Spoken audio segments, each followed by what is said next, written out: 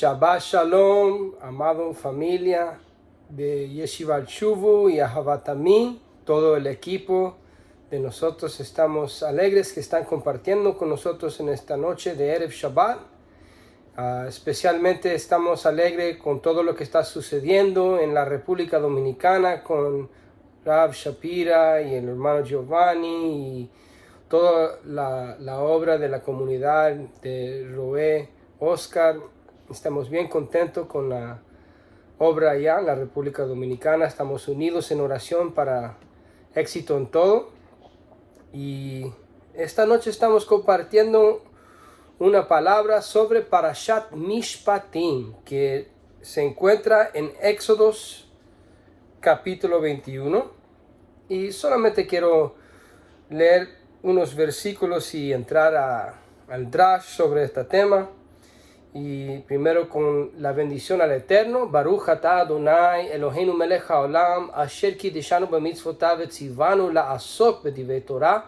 Bendito eres tú, Adonai, Dios nuestro, que nos has santificado con tus mandamientos y nos has mandado a ocuparnos con las palabras de tu instrucción, Rey del universo. Gracias. Y empieza: Ve'ele hamishpatim asher tasim lifnehem כי תקנה עבד עברי 6 שנים יעבוד ובשביעית יצא לחופשי חינם. Estas son las leyes que les propondrás. Si comprarás siervo hebreo, 6 años servirá, mas al séptimo saldrá libre de balde. Entonces la pregunta es: ¿qué podemos entender de el siervo hebreo en nuestra época? Porque algunos tal vez piensan que esto solamente es aplicable históricamente cuando hay personas que son conquistados por otra nación, especialmente Israel. Si son conquistados o si pecan y están en deuda por robar. Y en esas situaciones claramente hay que saber cuáles son las instrucciones de la Torah. Pero ¿cómo se aplica en nuestro día en el occidente? ¿Tiene aplicación? Claro que sí. Aún en la época de la vida de Rabbeinu Yeshua, vemos que esto ya era un concepto que era bien grande. Por ejemplo, los sabios de Israel, los rabinos y también por los rollos del Mar Muerto habla mucho del tema de un siervo hebreo y profundizan mucho de los diferentes significados. Y un ejemplo que se puede encontrar por nuestros sabios viene por el ejemplo de Rabbeinu Bachya y también en particular Or HaChaim. Y empezaremos con Or HaChaim, pero es bueno saber que Rabbeinu Bachya también habla en la misma manera. Y dice: la razón por que la Torah se refiere al siervo como iberí, hebreo, en lugar de israelí, es porque la Torah es sensible a la hora de combinar las palabras siervo e Israel. La Torah también quiere que sepamos que el término siervo, cuando se usa como aplicable a un israelita, denota un estatus solo temporal, ya que todo Israel es permanentemente siervos de Elohim. Esta es una de las razones por las que tal siervo hebreo debe dejar a su amo en el 7º año. La Torah también insinúa que a menos que un israelita hubiera violado los mandamientos de la Torah, no se encontraría en la posición de ser un siervo. Kiddushin 14 en particular afirma que la Torah habla de un ladrón que no pudo hacer restitución y que ha sido vendido por el tribunal para que el producto de la venta se utilice para compensar a su víctima. Incluso en una situación discutida por la Torá en Deuteronomio 15, versículo 12, cuando el sujeto se vendió, no se encontró en una situación tan desesperada si no hubiera violado previamente los mandamientos de la Torá. Entonces, en resumen, la razón que alguien se encuentra en esta posición, que está en tanto deuda, que necesita venderse a alguien, es que tenía pecado en su vida. Si no, no hubiera pasado, porque las promesas de Hashem son firmes y fieles. Israel no vuelve a ser siervos menos que hay pecado. Y esto también aplica a todos los que son injertados. Especialmente cuando tomamos en cuenta que, como explica Or HaChaim y Rabbeinu Bachya y Nachmanides, que un siervo hebreo es alguien que ya no merece ser llamado Ben Israel o Yehudí, que estos términos israelita o judío son términos que desfortunadamente se lo traducen bien mal, no solamente en las Biblias cristianas, también en los comentarios de los rabinos a español o inglés, porque a veces dicen ivrí y lo traducen como israelita, o dice israelita y lo traducen como judío, y esto es bien incorrecto. Hay que traducir la palabra como está escrito. Si dice iberí, hebreo, eso tiene una definición, es decir, iberí, hebreo, como en Deuteronomio 15, es un evión, un pobre. ¿Pobre por qué? Un pobre porque ha pecado, un pobre porque no ha caminado en los mandamientos de la Torá, y es por eso que no recibe de la bendición de las promesas del Eterno, que ha regresado en deuda. Y esta persona llega al nivel de un forastero que trabaja, o un ger toshav, o un sejir, alguien que está trabajando por un israelita y está recibiendo pago, y solamente son obligados a los 7 leyes de Adán, que también hoy en día lo llaman los Sheva Mitzvot Noach, los mandamientos asociados con Noach, que no es algo malo, eso se encuentra en Hechos 15, pero hay una óptica diferente por los emisarios del Mesías, que eso solamente es para empezar. Para nosotros hay que seguir aprendiendo más cada Shabbat y aplicando más. Entonces, lo que entendemos de esto, que también se aplica a un siervo o alguien que trabaja para un israelita y que eventualmente va a tener la oportunidad de entrar al pueblo en el pacto. Si lo conectamos con todo lo que está escrito en Levíticos 25 y también en Deuteronomio capítulo 15 con esta parasha de Mishpatim. Esos tres, aquí capítulo 21 de Éxodo, capítulo 25 de Levíticos y capítulo 15 de Deuteronomio están unidos en explicando todos estos temas. Y es por eso cuando llegamos a Jeremías 34 versículo 9, que en hebreo dice claramente que un yehudí es un benjorín, que un judío es alguien que es libre, y que un eved ivrí, es decir, la palabra siervo no se asocia con la palabra Israel y no se asocia con la palabra judío. Un ivrí es alguien que es de descendencia de Israel, pero ha sido cortado de su posición en la comunidad. Entonces podemos aplicar este término a los samaritanos, por ejemplo, a los Bene Anusim, a descendencia de una pareja de alguien judío con alguien gentil que no son practicantes, pero son personas que tienen una asociación con Israel. Y también esto da la posibilidad de uno que está entrando al pacto. Pero para un israelita, un judío, esto es desviarse de la liberación que ya recibieron en el éxodo de Egipto, de Yetziat Mitzrayim. Para un gentil es una oportunidad de entrar. Y es con este contexto que nos encontramos en el libro de Lucas, cuando Yeshua habla del hijo pródigo. ¿Qué habla Yeshua del hijo pródigo? Es un hijo, primero. Es decir, es un israelita.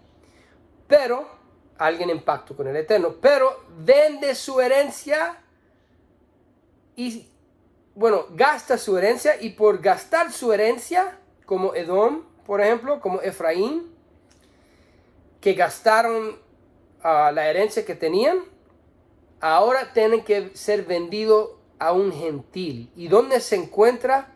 Con los Hazirim, con los marranos. Algo que es impureza, que también representa la sistema greco-romana.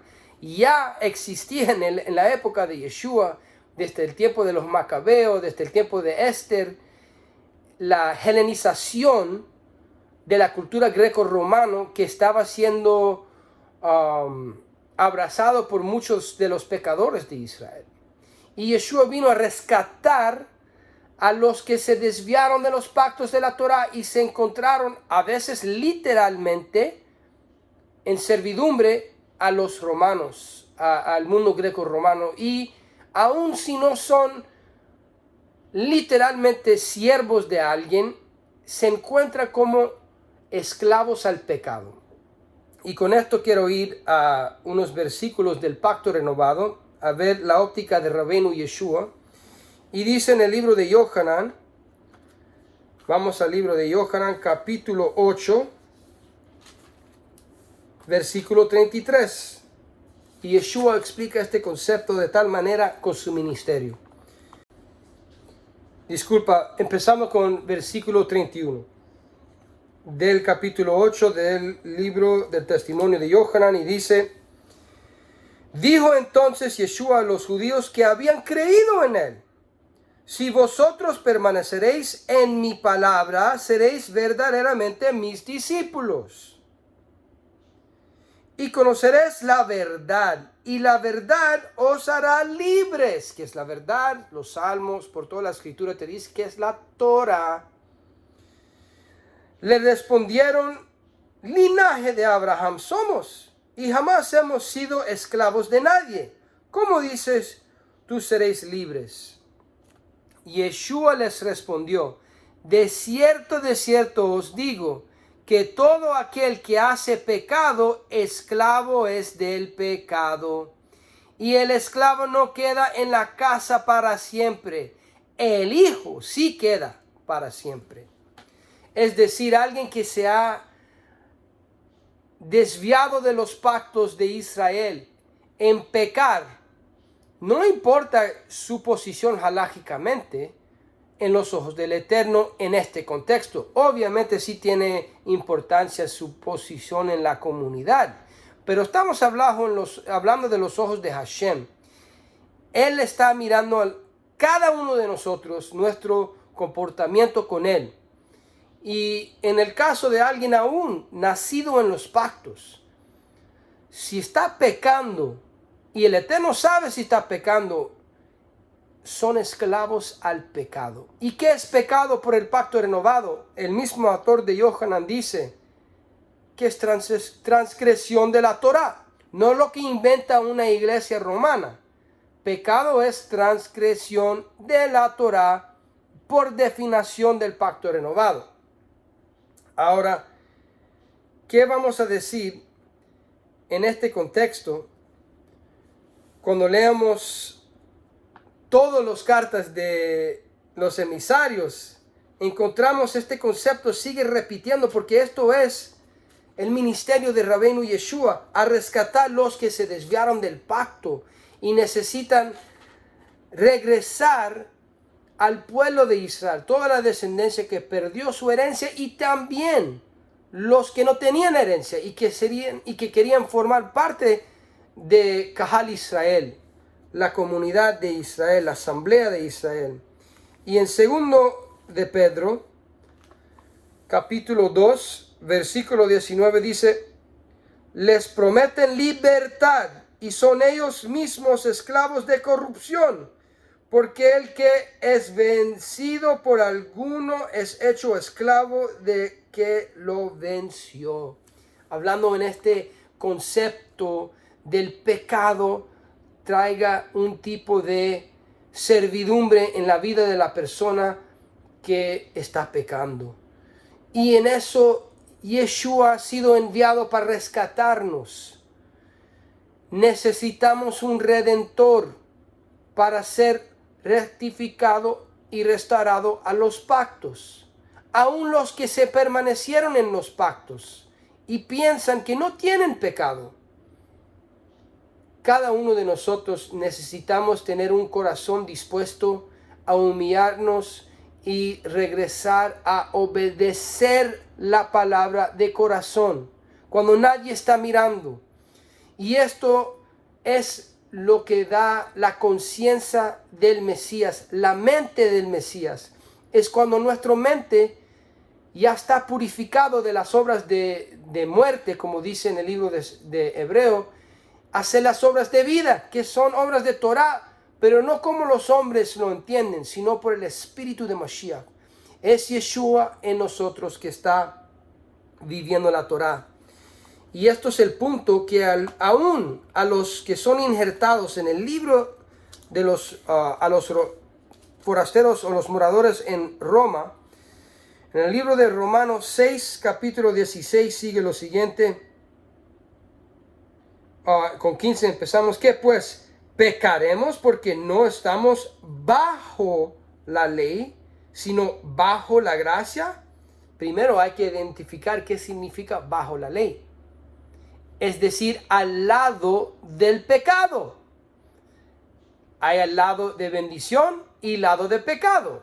Pecado es decir que no están obedeciendo la Torah. Rav Shaul está diciendo, si están en Mashiach, deberían estar en el lado de obediencia.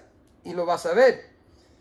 ¿No sabéis que si os sometéis a alguien como esclavos para obedecer... ¿No sabéis que si os sometéis a alguien como esclavos para obedecerle, sois esclavos de aquel a quien obedeces? Sea del pecado para muerte o sea de la obediencia para justicia. ¿Y qué es justo? Rav Shaul lo dice a Timoteo. La Torah es justo.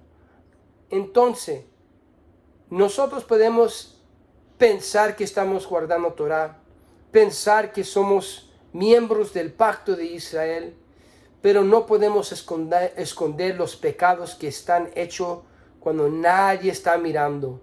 Cada uno necesitamos humillarnos y tener esta mente de Mashiach en nosotros, que nos libera de solamente observar lo técnico, lo que se puede ver en apariencia, y realmente vivir en esta liberación, porque la Torah es algo que pertenece a los que son libres.